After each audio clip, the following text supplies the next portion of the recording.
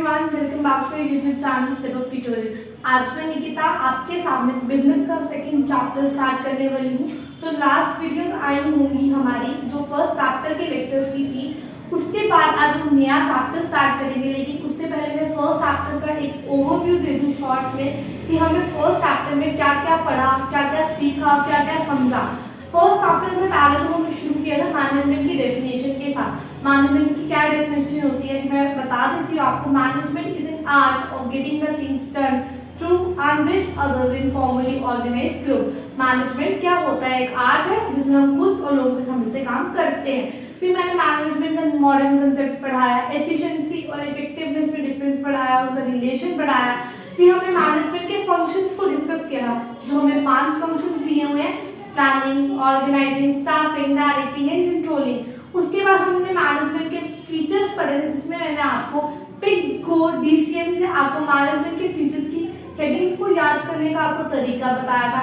फिर इंपॉर्टेंस पढ़ी थी कि हमारे मैनेजमेंट में इंपॉर्टेंट क्या है, क्योंकि मैनेजमेंट यूनिवर्सल एप्लीकेबल है, हमारे हर ऑर्गेनाइजेशन में पाया जाता है, तो उसमें कुछ इंपॉर्टेंस भी थी, तो मैंने आपको लास्ट लेक्चर्स में पढ़ाई थी।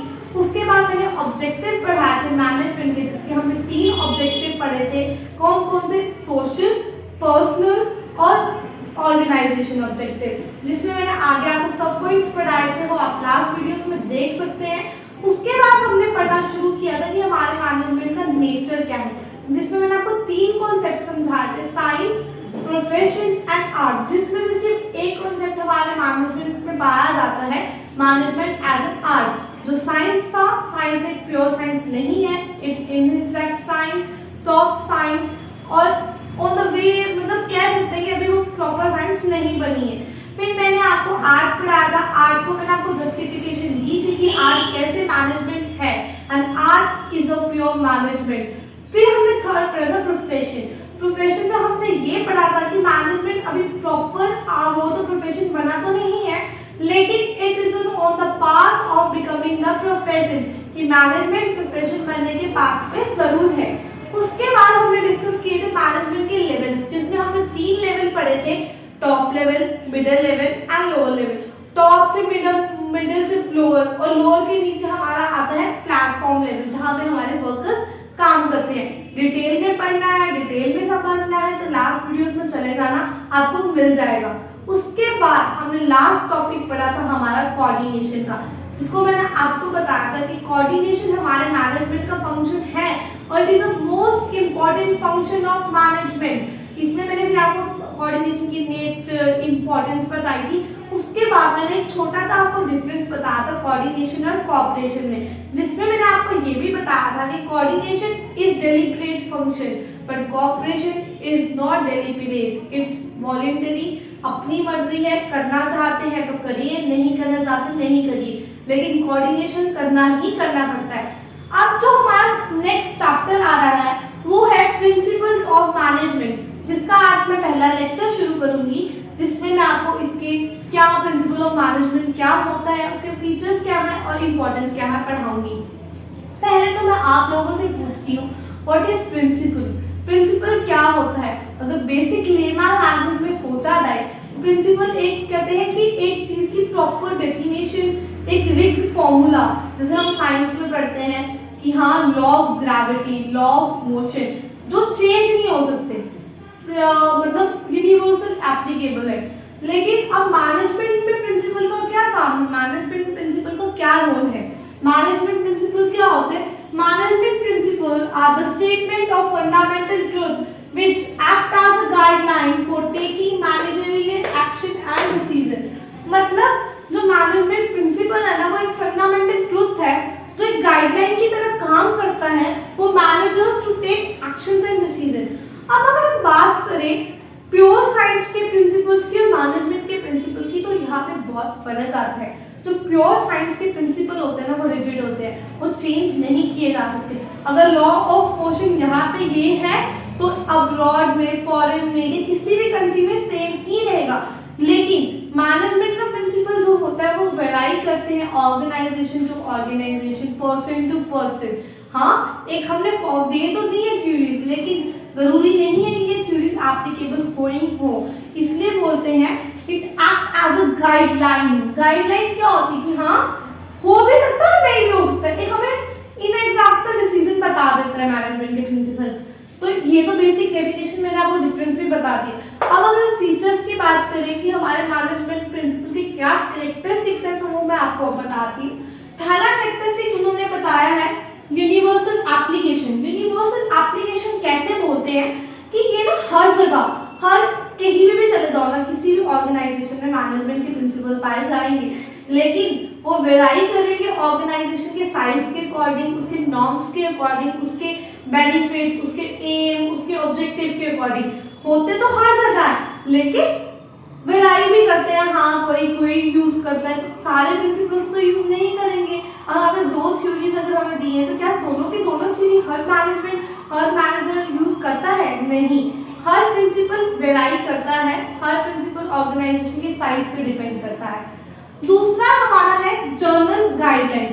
अब जर्नल गाइडलाइन से मैं आपको क्या समझाना चाहती हूँ कि मैंने जैसे आपको बताया कि मैनेजमेंट के प्रिंसिपल रिजिड नहीं होते, अपनी मर्जी है, आप करना चाहते हैं तब भी ठीक है, नहीं करना चाहते तब भी ठीक है। वो सिर्फ आपको गाइडलाइन देता है कि हाँ हम ऐसे काम कर सकते हैं, लेकिन अगर आप नहीं भी करना चाहते हैं ना, तो वो आपकी मर्जी है। ये कोई वो नहीं है कि हाँ हमें वो प्रिंसिपल अप्लाई करना ही करना है। It's depend upon the organisation size, उसके अकॉर्डिंग वेराई करता रहेगा। ऑर्गेनाइजेशन की ऑब्जेक्टिव, एम, उस पर डिपेंड करता है, तो इसलिए इसको बोलते हैं जर्नल गाइडलाइन।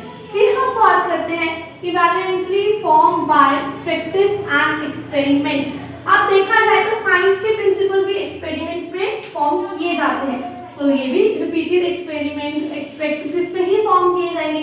ऐसे तो उठा के कोई प्रिंसिपल बना नहीं देगा, इसके लिए भी कितने सालों लगे होंगे प्रिंसिपल को ड्राइव करने के लिए। हाँ, जरूरी नहीं कि हर प्रिंसिपल एप्लीकेबल हो, लेकिन ये प्रिंसिपल एक आपको जनरल डिसीजन बता देता है कि हाँ इस काम करने के बाद आपको क्या रिजल्ट आ सकता है। रिजल्ट वेराई कर सकता है person to person, organisation to organisation, but हमें जनरली तो पता चल गया ना क्या रिजल्ट है। तो इसलिए इसको बोलते हैं कि ये प्रैक्टिस और एक्सपेरिमेंट पे फॉर्म किए गए हैं। फ्लेक्सिबिलिटी, अब फ्लेक्सिबिलिटी से क्या समझ आता है? जैसे फ्लेक्सिबिलिटी का मतलब है कि वो चेंज होती रहती है, तो मैनेजमेंट के प्रिंसिपल भी ऐसे हैं। अगर कोई पर्सन चाहेगा, अगर कोई मैनेजर चाहेगा कि हाँ अगर मैंने स्केलर चेंज अप्लाई किया है, अगर मैं चाहती हूँ कि हाँ उसमें कुछ चेंजेस आए, तो मैनेजर चेंज कर सकता है अपनी मर्जी से। ये नहीं है कि हाँ ये प्रिंसिपल है तो आपने ऐसे ही अप्लाई करना है, नो, ये डिपेंड करता है आप पे, आपके ऑर्गेनाइजेशन पे, आपके काम पे, क्या कैसे करना चाहते हो। तो हम कह सकते हैं कि मैनेजमेंट की जो प्रिंसिपल है वो फ्लेक्सिबल है। फिर मैंने बोला है behaviour in nature. Behaviour in nature से क्या मतलब बनता है? बिहेवियर इन नेचर क्या कहता है कि हाँ ये डिपेंड करता है अपने अपने नेचर पे, और जो मैनेजमेंट के प्रिंसिपल है ना, बेसिकली वो सुपीरियर सबऑर्डिनेट के रिलेशनशिप को इफेक्ट करती है, हमारे मैनेजर्स के आपस में कंडीशंस को इफेक्ट करती है। तो ये बेसिकली सारा डिपेंड करता है अपने नेचर पे, आपके ऑर्गेनाइजेशन के साइज पे, आपके ऑर्गेनाइजेशन के काम पे, कि आप कैसे काम करना चाहते हैं। फिर नेक्स्ट पॉइंट आता है based on cause and effect relationship. Cause and effect relationship से हमें क्या समझ आता है कि ये जो प्रिंसिपल होता है इफेक्ट मतलब डिपेंड करते हैं कि कॉज क्या है और उसका इफेक्ट आने वाला क्या है। अगर मुझे लगेगा कि ये कॉज है और आने वाला इफेक्ट मेरे प्रिंसिपल लगाने के बाद हमारे ऑर्गेनाइजेशन के लिए वर्ड्स नहीं देता, तो मैं वो प्रिंसिपल अप्लाई नहीं करूंगी। इट्स नॉट डिपेंडेंट कि हाँ प्रिंसिपल दिया है तो मुझे लगाना ही लगाना है, क्या पता वही प्रिंसिपल किसी और ऑर्गेनाइजेशन में लगता हो, काम आता हो। ये तो डिपेंड करता है ना हमारे पे कि हाँ हम कैसे उसको यूज करते हैं, हमारे ऑर्गेनाइजेशन का ऑब्जेक्टिव क्या है, एम क्या है। तो ये इफेक्ट क्या डिपेंड करता है on cause and effect of relationship. Last हमारा फीचर आता है कंटीजेंट। कंटीजेंट क्या होता है कि एक दूसरे पे डिपेंडेंट होता है, हमारा डिपेंड होना। तो मैनेजमेंट के जो प्रिंसिपल भी है ना वो डिपेंडेंट होते हैं, वो इंटरडिपेंडेंट नहीं है। अपनी मर्जी से हम कहीं भी नहीं लगा सकते, हमें जहाँ लगेगा कि प्रिंसिपल लगना चाहिए वहां पे ही लगा सकते हैं। ये तो नहीं ना मन किया तो हर जगह जाके प्रिंसिपल लगाते हैं, नहीं, ऐसा कोई नहीं कर सकता। जहाँ पे प्रिंसिपल लगना होगा वहां पे ही आप लगा सकते हैं, ऐसे आप नहीं लगा सकते। तो ये थे हमारे 7 फीचर्स हमारे मैनेजमेंट के प्रिंसिपल के। अब हम पढ़ेंगे इंपॉर्टेंस और सिग्निफिकेंस ऑफ मैनेजमेंट प्रिंसिपल। पहला इंपॉर्टेंस क्या रहता है? Providing manager with useful insight into reality. मतलब मतलब कि ये मैनेजर को ना एक नॉलेज प्रोवाइड करती है कि हाँ हमें कैसे काम करना है, कैसे हो सकता है, कैसे नहीं हो सकता। मैनेजमेंट मैनेजर के लिए ना गाइडलाइन सेट कर देती है। चाहे ये हर जगह एप्लीकेबल नहीं होते, लेकिन मैनेजर को एक गाइडलाइन मिल जाती है कि वो कैसे काम करे, कैसे नहीं करे।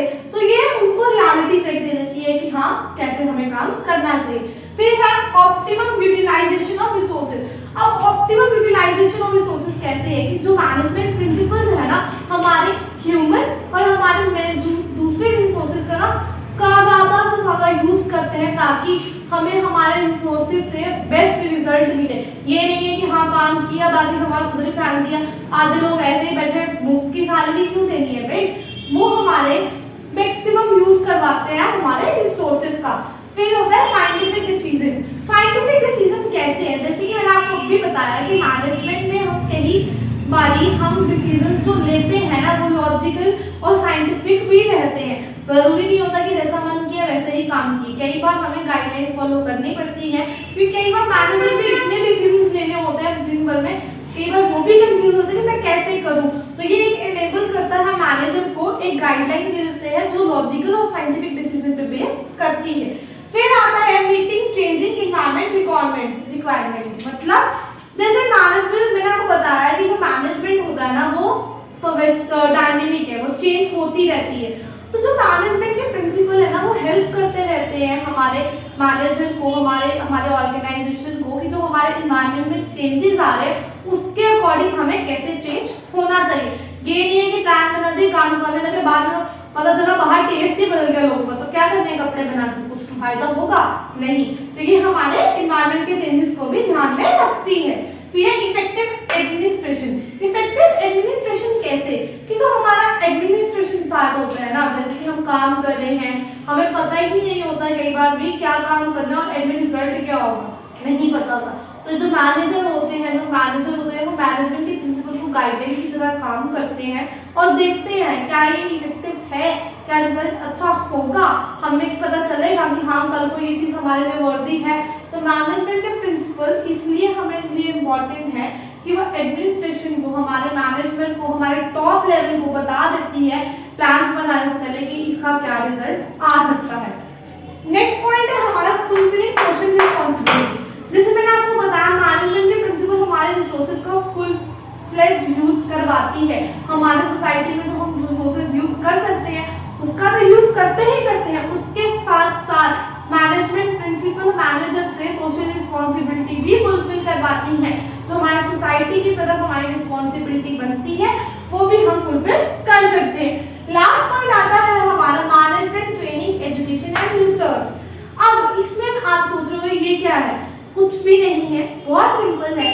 अगर मैनेजमेंट के प्रिंसिपल राइट हो रहे हैं तो थ्योरी नॉलेज बढ़नी चाहिए। हर मैनेजर को बार बार अपनी थ्योरी को एडवांस करना पड़ेगा। ये नहीं है पहले जो पढ़ा था वही है, क्या पता आज वो प्रिंसिपल चल रहा है कल को वो प्रिंसिपल में ही मॉडिफिकेशन आ जाए तो क्या कर लोगे, आपको पता ही नहीं होगा।